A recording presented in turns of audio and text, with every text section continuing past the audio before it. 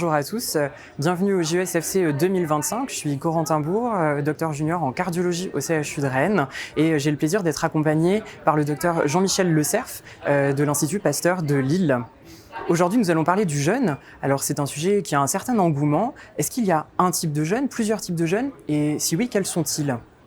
Oui, alors bonjour Corentin. Effectivement, le jeûne est à le vent en poupe, si on peut dire, et c'est intéressant de regarder pourquoi. D'abord, qu'est-ce que c'est le jeûne? Le jeûne, c'est une restriction de nourriture qui est volontaire et non pas pour une raison médicale, une anorexie ou une maladie quelconque. Alors, il y a plusieurs sortes de jeûnes. Il y a le jeûne total qu'on va faire pendant une journée ou plusieurs jours. On peut aller jusqu'à 40 jours. Après, c'est la mort assurée. Il y a le jeûne dit intermittent. Et il y a deux sortes de jeûnes intermittents. Il y a un jeûne de 2 jours par semaine et les autres jours, on mange normalement. 2 jours où on mange 400 calories, c'est très peu. Puis il y a le jeûne intermittent 8-16 où on mange pendant 8 heures dans la journée et on ne mange pas pendant 16 heures. On garde bien sûr toujours une consommation d'eau, sinon on tient pas le coup. Alors, voilà un petit peu les différentes sortes de jeûnes et leurs effets sont vraiment tout à fait intéressants à regarder.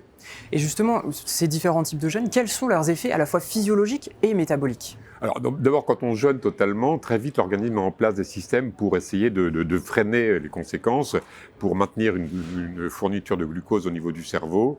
Et donc il y a d'abord une première phase qui est la glycogénolyse, puis ensuite il y a une néoglucogénèse, et puis ensuite, quand il n'y a plus du tout de réserve de sucre nulle part, on va utiliser le tissu adipeux, c'est la lipolyse et la cétogénèse. Donc on arrive à un jeûne cétogène.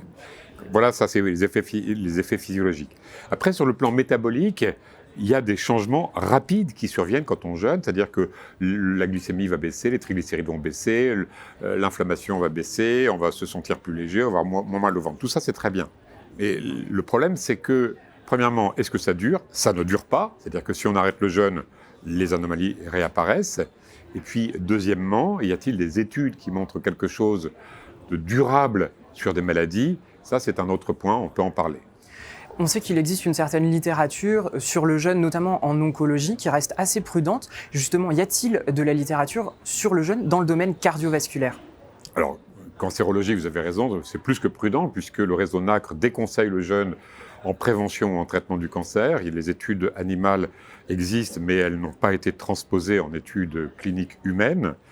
En cardiologie, ce qu'on peut dire, c'est qu'il y a des effets métaboliques du jeûne dans sa forme classique et du jeûne intermittent aussi, amélioration de l'insulinosensibilité, amélioration des paramètres métaboliques. Mais quand on fait une comparaison entre ce type de jeûne intermittent et une restriction normale, qu'on va dire chronique, modérée, par exemple un régime à 1500 kcal, il n'y a pas de supériorité du jeûne intermittent, ni sur le poids, ni sur aucun paramètre métabolique.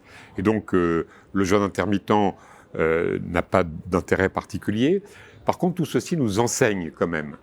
Nous enseigne sur une chose intéressante, c'est qu'il n'est pas bon de manger en permanence, 24 heures sur 24, de ne pas manger. Il n'est pas bon de manger la nuit, il est bon de manger par période, lors de repas, plutôt un petit peu moins le soir que le reste de la journée. Ça, c'est des choses qui découlent de cette connaissance des effets du jeûne dit intermittent. Et puis le dernier message, c'est quand même que le plus important aujourd'hui, en 2025, c'est pas d'apprendre aux gens à jeûner, c'est de leur apprendre à manger. Parce que s'il y a bien des études qui sont probantes en matière de nutrition et santé cardiovasculaire, c'est qu'apprendre à bien manger du genre régime méditerranéen et manger de tout un peu, pas de boissons sucrées, pas d'ultra transformées, etc. Alors là, il y a des bénéfices, mais assurés. C'est pas la peine d'aller chercher midi à 14 heures. C'est ça qu'il faut apprendre à tout prix à nos patients plutôt que de leur apprendre à jeûner. C'est ça, donc qu'est-ce qu'on peut répondre en pratique, en consultation, par exemple, si un patient nous demande ce que l'on pense du jeûne dans une de ses formes et de ses potentiels effets pour sa santé? Il n'y aura pas de bénéfice à long terme, il y aura plutôt des difficultés. Alors, le jeûne, dans sa forme classique, n'est pas très difficile à suivre, parce que très vite, vous avez des corps cétoniques et vous êtes en anorexie. Mais si vous êtes âgé, vous allez perdre de la masse maigre. Vous n'allez pas récupérer votre masse maigre. Et puis le jeûne intermittent, il est vraiment très compliqué à suivre. Et franchement, c'est se donner beaucoup de mal pour pas grand-chose. Vaut mieux apprendre encore une fois à manger. Merci beaucoup.